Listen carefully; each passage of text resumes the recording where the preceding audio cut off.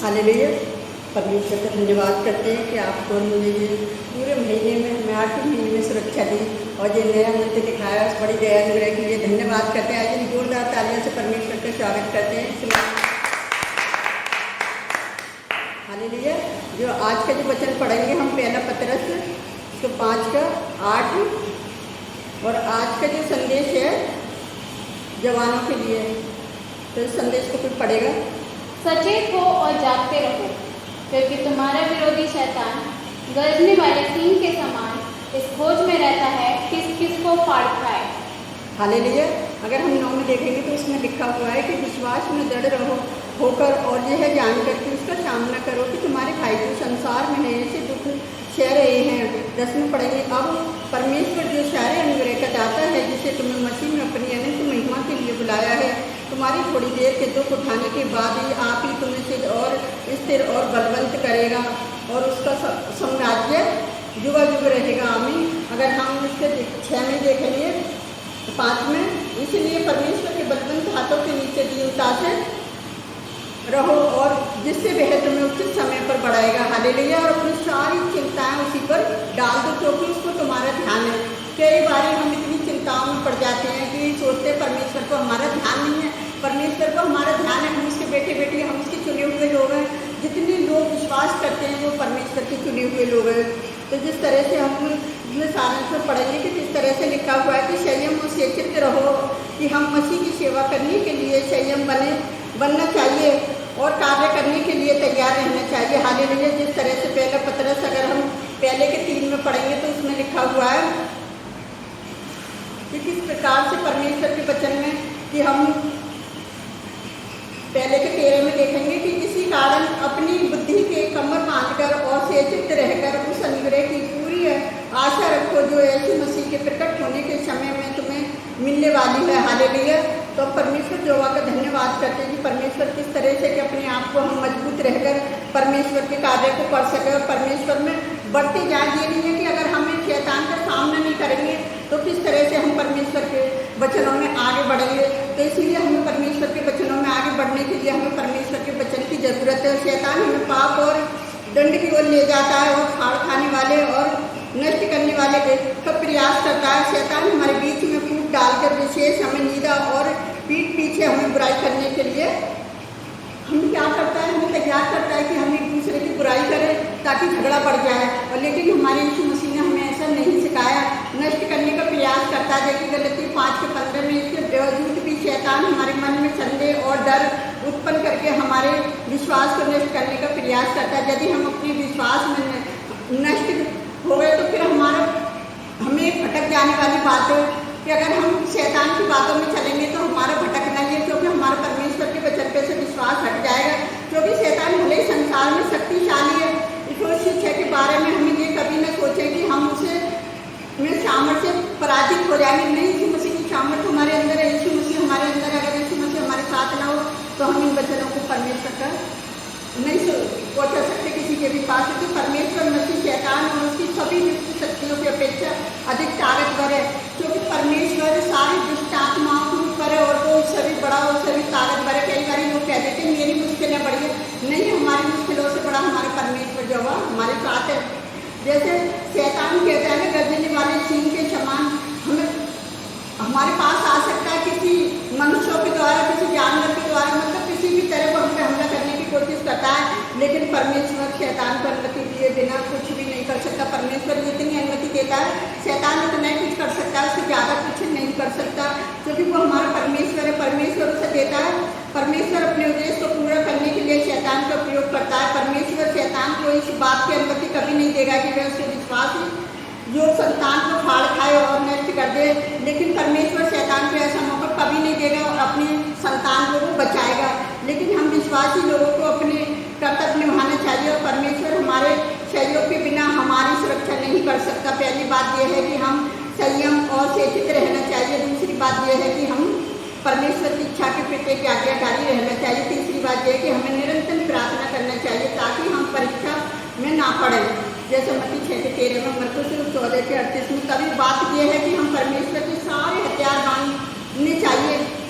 जैसे कोशिश 13:14 में, 6:13 और 14 में, सॉरी।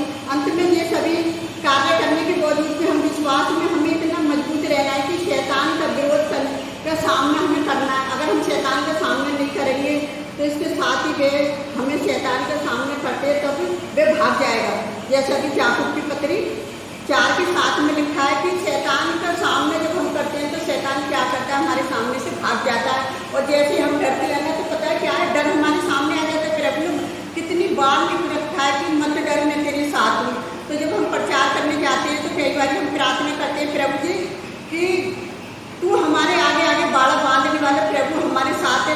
तो हम किसका डरे, किसका भय खाएं? अगर हम डर और भय को लेकर सेवकाई में जा रहे हैं तो कभी भी हम शैतान पर विजय प्राप्त नहीं कर पाएंगे। क्योंकि डर हमारे अंदर है। अगर ऐसे हमारे अंदर है तो मैं प्रचार करने जाती हूँ, सच बता रही हूँ, मेरे हृदय में इतनी खुशी रहती है, मैं इतनी आनंदित के साथ प्रचार करती हूँ। और मैं भीड़ में कभी ये परवाह नहीं करती कि कोई बंदा मुझसे क्या बोलेगा क्या नहीं बोलेगा। मुझे सिर्फ परमेश्वर का काम से मतलब है, मुझे परमेश्वर का वचन लोगों तक पहुँचाने से मतलब है। और मैं अपने प्रभु यीशु मसीह का धन्यवाद करती हूँ। तो मुझे इतनी खुशी रही है कि जब मैं बाहर, मेरे अंदर बिल्कुल भी डर और भय नहीं रहता, क्योंकि परमेश्वर की सामर्थ्य उन लोगों के अंदर काम करती है जो सच्चाई और ईमानदारी से और संयम होकर काम करते हैं और परमेश्वर के अनुग्रह में चलते हैं। तो परमेश्वर का अनुग्रह उन पर रहता है। जैसे नीति वचन में लिख रहा है ना कि तू मनुष्य और परमेश्वर दोनों का अनुग्रह पाएगा। अब जब दोनों का अनुग्रह हम पे हो रहा है, जब हम बाहर जाते हैं तो लोगों का भी अनुग्रह हम पे होता है। लोग कहते हैं मुझे भी दो ये वचन। कई बार लोग कहते हैं हमें डायरी दो। मैं कहती हूँ भैया ये डायरी नहीं है, ये परमेश्वर का वचन है, नया नहीं हूँ, इसे पढ़ना पड़ता है। अगर तुम्हें पढ़ना है तो इसे ले लो, नहीं पढ़ना तो मत लेना। तो कह रहे नहीं मुझे पढ़ना है। कई बार मैं ऐसी, मेरी फोटो में आप देखोगे कि मैं लोगों से बातचीत करती हूँ तो वो वचन के बारे में बातचीत होती है कि लोग मुझसे बात करते हैं कि मतलब ये है क्या है। जब मैं उन्हें बताती हूँ कि परमेश्वर का वचन है, अगर आपको पढ़ना है तो लीजिए, अगर नहीं पढ़ना तो हमें फेंकने के लिए मैं परमेश्वर के वचन का अपमान कराना नहीं चाहती। और मैं अपने प्रभु यीशु मसीह का धन्यवाद करती हूँ कि संसार में परमेश्वर ने मुझे इतनी हिम्मत और ताकत दी है कि मैं लोगों के पास जाकर परमेश्वर का वचन प्रचार करती हूँ। तो मैं अपने जो परमेश्वर का धन्यवाद करती हूँ। और मैं सभी मसीह भाई बहनों से यही विनती करती हूँ कि वो कभी भी अपने मन में डर और भय लेकर ना जाएं और कोई संदेह ना करें कि हम वर्शिप कर रहे हैं तो हमारे आसपास कोई भी हमें आके हमारी वर्शिप में आके हमें परेशान करे। कोई भी विरोधी जाके तो प्रार्थना करो प्रभु जी हमारे चर्च के आगे बाड़ा लगा दे अपने सर्वदूतों का, है ना। तू हमारी ताकत, तू हमारी सामर्थ्य। जब हम प्रार्थना करते हैं तो प्रभु की सामर्थ्य हमारी सेवकाई में काम करती है। अगर हम कमजोर करके सेवकाई करते हैं तो कभी भी हम सेवा नहीं कर सकते, क्योंकि शैतान उसमें हमारे बीच में आके हमारी सेवकाई को तहस नहस कर देता है। तो मैं परमेश्वर यहोवा का धन्यवाद करती हूँ सारी आशीषों के लिए जो प्रभु ने हमें पूरे महीने, हमें 8वें महीने में संभाला और जो 9वां महीना दिखाया, नया महीना दिखाया, और सारी आशीषों के लिए परमेश्वर का धन्यवाद करती हूँ। आइए हम सब मिलकर प्रार्थना करते हैं। आप भी हमारे साथ मिलकर प्रार्थना करें। हालेलुया, धन्यवाद करते हैं मेरे राजाओं के राजा, प्रभुओं के प्रभु, आपकी स्तुति हो, आपकी तारीफ हो, आपकी प्रशंसा हो पिता। सारी आशीषों के लिए धन्यवाद करते हैं पिता। हमें सारे अच्छे कार्य के लिए भी तो हम प्रार्थना करते हैं कि आपने हमारी सहायता मदद करिए, आगे भी आप हमारी सहायता मदद करें कि हम ज़्यादा से ज़्यादा लोगों तक वचन का प्रचार कर सकें और लोगों तक वचन पहुंचा सके, ताकि बहुत सारी आत्माएं इस संसार में बचाई जा सके पिता। हम सारे विरोधियों के लिए प्रार्थना करते हैं मेरे खुदावन, जो आपसे टक्कर लेके आपके लोगों से नहीं प्यारे, जो वो परमेश्वर, क्योंकि आप हमारी ओर से लड़ने वाले पिता, आप हमारे चाहते में सारे उन विरोधियों के लिए प्रार्थना करती जो आपके वचन के खिलाफ जा रहे हैं खुदावन। आप उन्हें बुद्धि समझ दीजिए प्यारे, जो वो परमेश्वर, उनके पीछे कोई भी सिखाने वाला है पिता, आप उन्हें भी बुद्धि और समझ दीजिए प्यारे पिता परमेश्वर, ताकि वो लोग भी आपका प्रचार कर सके और आपके बारे में जान सके मेरे खुदावन।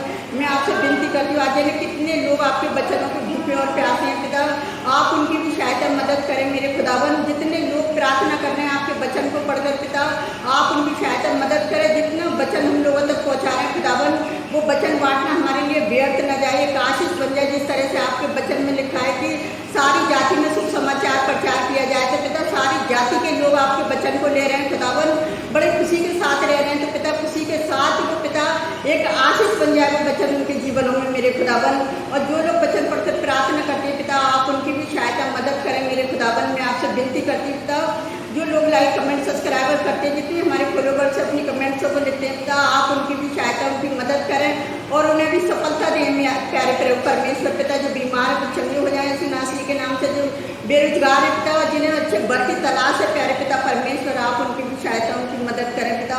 आपकी सहायता के बिना कुछ भी नहीं कर सकते मेरे खुदावन। हम सारी दया, सारे अनुग्रह के लिए धन्यवाद करते हैं प्यारे पिता परमेश्वर। इस मंथ में सबको संभालना पिता, जितने लोग दुआएं कर रहे हैं इस नए मंथ में पिता, फाइटिंग ईयर में पिता, आप सबकी सहायता मदद करना, जिस तरह आपने हमारे वचनों में सहायता मदद करी, इस बड़ी दया के लिए धन्यवाद करते हैं पिता। हर एक जन के लिए यही प्रार्थना करते हैं पिता, सबको आशीष देना, ब्लेस करना मेरे खुदावन। और हम आपसे क्या मांगे प्यारे प्रभु परमेश्वर पिता, आपको हमारे मांगने से पहले जानते, आपने हमारी प्रार्थना को सुना और कबूल किया, उसके लिए धन्यवाद करते हैं पिता। सारी आशीषों के लिए धन्यवाद करते हैं मेरे खुदावन। हम जो भी मांगते हैं यीशु नासरी के नाम पर आमीन। प्रभु आप सबको बहुत से आशीष दे।